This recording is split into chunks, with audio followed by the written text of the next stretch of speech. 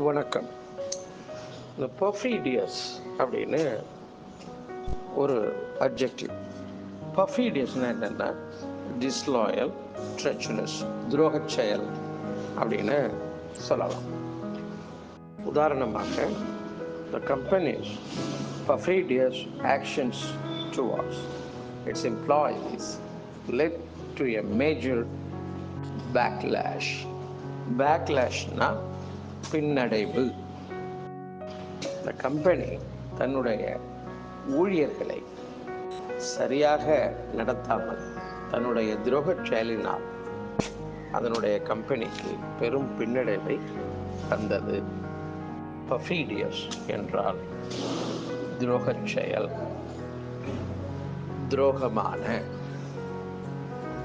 விசுவாசம் இல்லாத, இப்படியெல்லாம் சொல்லலாம்.